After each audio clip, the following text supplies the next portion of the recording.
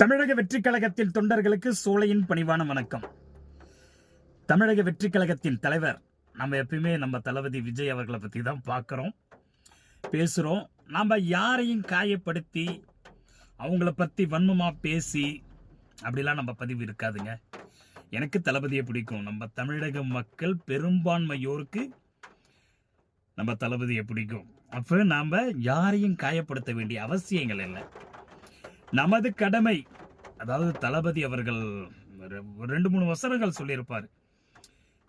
என்ன முக்கியமாக அந்த எம்ஜிஆர் படத்துல இருந்து, குறி வைத்தால் தவறுமாட்டேன், தவறுமானால் குறியே வைக்க மாட்டேன் அப்படின்னா, அவர் மக்களை அரவணைச்சி அவர்களை ஒரு நல்வழியில், அரசியல் அப்படின்னா என்ன அப்படிங்கிறது உண்மையாலுமே நிறைய பேத்துக்கு தெரிய வச்சது நம்ம தளபதி விஜய் அவர்கள் தான்.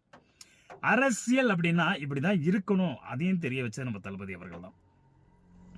அதனால 2026 100% நம்ம தளபதி விஜய் அவர்கள் தான் வெற்றி பெறுவார் அப்படிங்கிறது உறுதி செய்யப்பட்டது. இப்ப நம்ம தளபதியை பத்தியோ இல்ல நம்ம தமிழ்நாட்டை பத்தி நல்ல விஷயங்கள் தெரியுது அப்படின்னா, இப்ப அதர் ஸ்டேட்ல இருக்கிற நியூஸ் டிவி சேனல்ஸ் இதை பார்த்து தான் நாமளே தெரிஞ்சுக்க வேண்டியதா இருக்கு.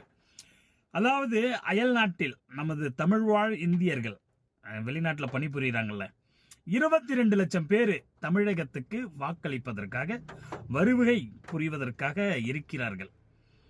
அப்ப இப்படி, அதாவது ஒரு எல்லாத்துக்குமே தெரியும், அந்த 2 கட்சி எடுத்துக்கோமே, இந்த 2 கட்சியில இருக்கிறவங்க ஓட்டு போட்டு ஜெயிச்ச வரலாறு இல்லை. நான் 2001 இருந்து அரசியலை பார்த்துக்கிட்டு இருக்கேன். நடுநிலையானவர்கள், நடுநிலையான மனிதர்கள், மக்கள்கள் வாக்களித்து தான் பெரும்பான்மை வாக்கு வித்தியாசத்தில் ஜெயிச்சதாக வரலாறு இருக்கிறது. அப்ப அந்த நடுநிலையான மக்களையும் தாண்டி நமக்கு ஆதரித்து கொண்டிருக்கிற மக்கள் எல்லா இடத்திலுமே, அந்த கட்சி இந்த கட்சி, அப்ப நடுநிலையான மக்கள், நம்ம தளபதி அவர்களை நேசிக்கக்கூடிய இதயங்கள் எல்லாமே சேர்ந்தா நம்ம தளபதி 2026 தமிழகத்தின் முதல்வராக இருப்பார். நிச்சயமாக தமிழக வெற்றி கழகம், என்னுடைய பணி, என்னுடைய தெருவில் இருக்கிற வாக்காளரை நான் தினமும் பார்த்து நியாயங்களை எடுத்து சொல்கிறேன். ஐயா, இது போன்ற காலங்கள் இப்படி இருக்கின்றன, இனில் வரும் காலங்கள் நமக்கான சன்னதியை நன்றாக பார்த்து கொள்ள ஒரு தலைவர் வேண்டும் அப்படின்னா நான் சொல்றது நம்மளுடைய தளபதி விஜய் அவர்கள் தான். நிச்சயமாக 2026 தளபதி விஜய் அவர்களின் கோட்டையாக 234 தொகுதியுமே மாறும். நன்றி நண்பர்களே, மற்றொரு நல்ல பதிவில் சந்திக்கும் வரை நான் சோல்.